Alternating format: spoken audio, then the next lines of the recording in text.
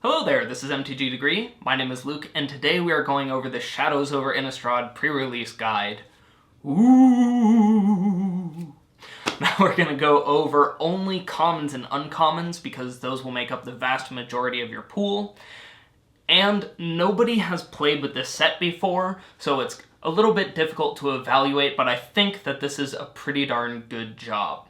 Now, one last thing that I'd like to mention before we go over all the cards is that I'm not going to read them all out to make the guide a little bit quicker. However, if you haven't seen the cards before, just take a second and pause it and familiarize yourself, and by the time you're done with the guide, I think you should know the good cards in the set really well. Okay, so for the lands of the set, we have enemy tap lands, and that's it. So when you're thinking about making your deck, you should really be thinking 2-color, just 2-color. And that will make sure that your deck is very consistent. In order to add a third color, you have to be splashing something really awesome and balmy, like, I don't know, the Gitrog monster. In terms of artifacts, Neglected Heirloom is a decent equipment, but you have to have a good amount of werewolves, a good amount of things flipping over in order for it to become good. You want the other side. You're not really that interested on the front. Next, let's talk multicolored cards. And the amazing thing that I saw immediately was that there are no multicolored cards in the uncommon and common rarities. It's just in rare and mythic, which is very unusual for recent sets.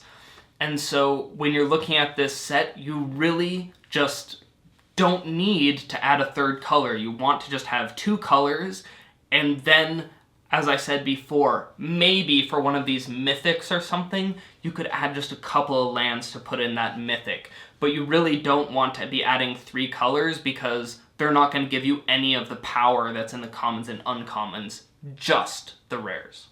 Okay, so next we're going to go over all of the cards in the set in Wooburg order. So let's start with white. The first cards that I'm interested in are Dauntless Cathar and Nearheath Captain. These, when they die, then give you value later in the game in the form of spirits, and they have good bodies for the start, so they're pretty great.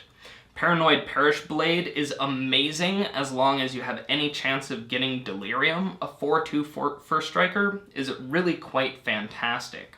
Spectral Shepard is really good because you can always use it to block and then pop it back. Keep on doing these tricks, stopping yourself from taking damage. It's a very annoying creature, and it's one that I think you should take. The last one that I want to mention is Topol Geist, which is really awful unless you're sure that you can get Delirium. If you look at your deck list and you think, I can do this Delirium mechanic, then Topol Geist becomes really good. So what I would do with Topol Geist is maybe not start it off with my deck at first, play some games, and always think about at the end of each game, oh, could I have had Delirium here? And then if yes, if it's consistently yes, then Topol Geist might want to go into your deck for the further rounds of the pre-release. Next, let's talk about some removal spells. We've got Puncturing Light, Silver Strike, Humble the Brute, and Bound by Moonsilver. These are all just removal spells. You're going to want to play them. The last one that I'd like to mention is Angelic Purge. And the important thing to note about this is that you're sacrificing a permanent. So if you're wanting to set up Delirium, then this is a great way to get permanents into your graveyard that are normally hard to do. You can get some lands in your graveyard, that sort of thing. Okay, let's move on to blue.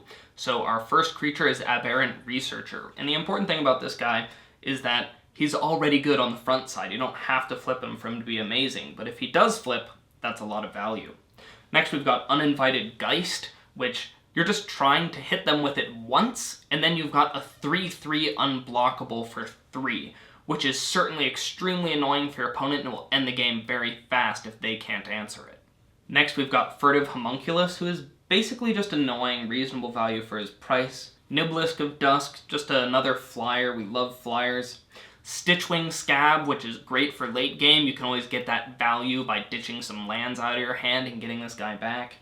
And lastly, Stormrider Spirit, which is basically like a combat trick flyer thing.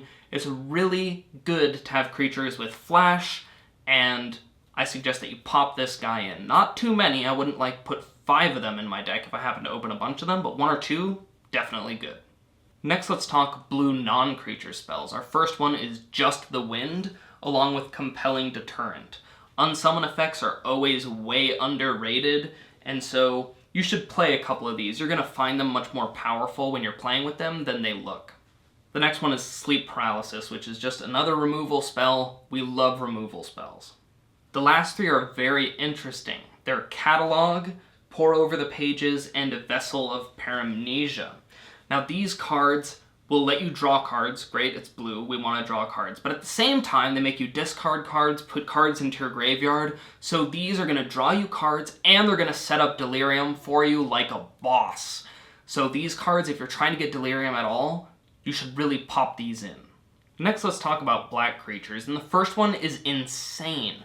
Accursed Witch is extremely powerful. What you're trying to do with this card, and it could be a rare by the way and still be completely fair, is you're basically playing it and then trying to trade it as much as you can. So you just start hitting them with it. Even if you have to trade your 4/2 for a 2/2, no big deal. What happens when this becomes an enchantment is you are putting extreme pressure on them for the rest of the game. They are losing 1 life every turn. You're gaining 1 life every turn. You're always getting farther away from them, and they are always closer to dying. This is a very powerful effect. Our next creature is Heir of Falkenroth, and this is just a really fair card. It's a 2/1 for 2, and then later in the game, if it's still sitting around, you haven't traded off profitably, then just discard a land that you draw, turn it into a flyer, and start getting in there. Kindly Stranger is our next card, and is very powerful. Once you have Delirium set up, so you have to be confident that you can do that, then this becomes a creature that is also a kill spell, an extremely strong thing. Our next card is Crow of Dark Tidings, one of those cards that can help you set up Delirium. It's also a flyer. You know I love those by now. Ghoulcaller's Accomplice is very simple. You got your 2/2 for 2, whatever. Later in the game, you have the mana to spend, you get back a zombie. It's just one of those value creatures. Gissa's Bidding is our next spell. You get 2/2/2 zombies for 4, which is really fair. I mean, card's fair, it's not amazing. Our next card is Mockroot Necropod. Now, this one comes with a heavy downside, make no mistake, but it does hit really, really hard. So I think that you should try this out, see if your deck can play it. I think that most decks will actually be kind of interested in this because it takes extra lands and turns them into damage, basically. Now, the one thing that I'd caution is, if you're playing against a player that can produce tokens, this becomes extremely terrible and should be sided out. Our last black creature is Rancid Rats, and these rats with Death Touch are they're just always playable. They're always gonna trade up for something amazing, and, you know, just play your rats. That Death Touch is just so ridiculous. Next, let's talk black non-creature spells. Our first one is Murderous Compulsion, along with Throttle and a Sinister Concoction. So these are all just pretty standard removal spells. Sinister Concoction is pretty complicated, but one interesting thing to note about it is that it's an enchantment, so when it goes to the graveyard after you use it, it helps you with that Delirium, and it makes you discard a card, so if you discard a land to it or something, it's helping you even more with that Delirium. So this card is quite good if you're trying to set up Delirium at all. Next, we've got Biting Rain, so if you have not too many of these little creatures and you want to, you know, make life hell for anyone who's trying to go aggro on you, Biting Rain is very strong.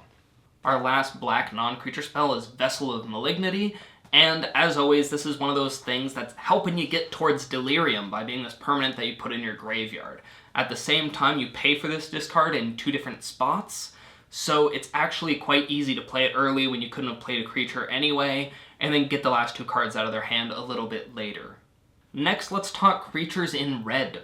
Our first one is Breakneck Rider, and then also Gatstaff Arsonists. So these are basically just really, like, aggressive, powerful flip cards. The next one is Kecak Forge Master, which is really important to note because cards that deal 2 damage before any attacks or blocks are extremely annoying in combat. So this one, yeah, you pop it in that deck right away. Skin Invasion is really good if your opponent has something that you want them to attack with. So for example, Rancid Rats. You want them to attack with that thing so you can block it with something weak of your own and get a reasonable trade, and then you can start attacking with your big things. At the same time, you get a 3/4 out of the deal, which is amazing. Or you could put this on one of your own creatures that you're intending to attack with anyway. When it finally bites the dust, you get a 3/4 for 1 mana. Good deal. Our next card is Dance with Devils, which is a really good way to put up some surprise blockers. It's extremely powerful against token strategies, and it's just a very versatile card. Next, let's talk red non-creature spells. Our first one is Fiery Temper, then Geist Blast, and Lightning Axe. All these are just some pretty simple spells that will allow you to burn out creatures or people. Simple. Our next one is Spiteful Motives, which is really quite interesting. So this is essentially a combat trick, which just stays around and continues giving you value afterwards. So I can see some huge blowouts happening with this card. Of course, it comes with all the difficulties that combat tricks can come with. Someone can kill your creature in response. But it comes with an added benefit, which makes it even better than most combat tricks in the sense that you just keep getting that sweet effect, which is not minimal. It's +3/+0 in first strike. That is pretty darn annoying. Our last spell is Magmatic Chasm, and you should basically look at this as the last spell that you cast in a game. You should be looking to cast this and then do your Alpha Strike to finish them off or what have you. If you're using it just to get through some damage, then it's probably not being used at the right time. Next, let's talk green creature cards, and man, did they get a lot of great flip cards. Let's start with Lambholt Pacifist. When you look at this thing, it doesn't look that amazing because, it's a defender, but just imagine with me, you cast this on turn 2, they don't have a play on their turn 2, and all of a sudden, starting from turn 3, you're attacking them with a 4/4. That is super powerful. Now, the other flip cards are quite just huge in a similar way. So we've got Duskwatch Recruiter, Hermit of the Natterskulls, and Hinterland Logger. Briarbridge Patrol and Byway Courier are 2 more green creatures that just give you some value, which is always nice when you're playing green. You might not have extra card draw.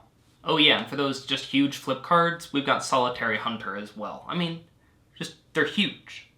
Now, we've been talking about how incredible all of these flip cards in green are, and we've got Cult of the Waxing Moon to just make them absurdly unfair as they keep flipping back and forth. The next creature we have is Grafmaul, which is just reasonably sized for its mana cost, and it keeps gaining you this 3 life. If you have some clue making going on, then this is just going to slow the game way down, and you just won't die that quickly, which is quite nice. Our next card is Pack Guardian, which is a flash creature, super nice. You get that 2/2 wolf if you have the ability to do that. Really good value. Next, we've got Veteran Cathar, and it's just always good to remember how ridiculous Double Strike is. So if you're in green-white, this card is just going to take any extra mana later in the game and just turn it into hellish combat phases for your opponents. Our last green creature is Watcher in the Web, which has reach, which is great because there are a lot of flyers in this set. And it makes it so that you never have to worry about the crackback. If you go in hitting them for lots of damage, even if they say, oh, I'll take it all and I'll just hit them back for a ton of damage, this card will stop that from being a possibility. It basically makes combat very annoying. You notice, annoying combat. Something I like a lot. Okay, so next let's talk about non-creature spells in green. The first one that I like is Rabid Bite. You know me, I love that removal. Removal is very important in Sealed. Our next one is Clip Wings, which looks like something that might be a sideboard card normally, but we have to remember that there are a lot of flyers in this set. A lot of the rares are flyers because they're angels, so Clip Wings is going to be much stronger than usual in this set. You are going to kill good things with it, and I think that it is a main deck card. Now, if you see that your opponent really doesn't have flyers, then you can always take it back out. Our next card is Weirding Wood. If you're trying to splash at all, this is great. It also helps you ramp, and it doesn't even really cost you a card so much because later in the game, you can turn in that clue token for another card. Our last card in green is Vessel of Nascency, and you'll see that this is another fantastic Delirium setup card. Okay, so now that we're done with cards, I want to go over some of my overall feelings about the set. So the first one is that this set looks awesome. It looks super fun to play, the flavor is super strong, and I am looking forward to pre-release. The next one is that white's got a lot of removal. I like the amount of removal in white. Green has an absurd amount of just really playable creatures at the common and uncommon levels. I really like that. There's just so many reasonable creatures you can play there. As far as overall colors, I found that I had the hardest time imagining myself playing white as a main color and red. They just didn't have as many cards that I thought were good value. The last thing is that when you're playing Madness, you're going to need some way to discard cards, and there's some ways to discard cards in black and in red. When you look at the cards that make you discard in red, a lot of the times there's something like Lightning Axe, which is your one-time discard, whereas black has a lot of cards that will allow you to discard over and over. So black has the better discard outlets between the two. Now when we're talking about pre-release for this specific one, I made a video about some mistakes that you might make. I've made a common sealed deck building mistakes guide in the past, got that linked up right there. And then I've also got, if you've never been to pre-release before, I've got a pre-release boot camp that I made a while back that's pretty fun to watch. Now if you like this video, if you think it's going to help you out, then go ahead and hit that like button. That would be really appreciated. If you really enjoyed the video, of course you can hit that subscribe button. And you know, if you win your pre-release after watching this, you have to subscribe. That's just completely reasonable. It was fun talking about Shadows over Innistrad with you guys, and as always, I'll see you next video.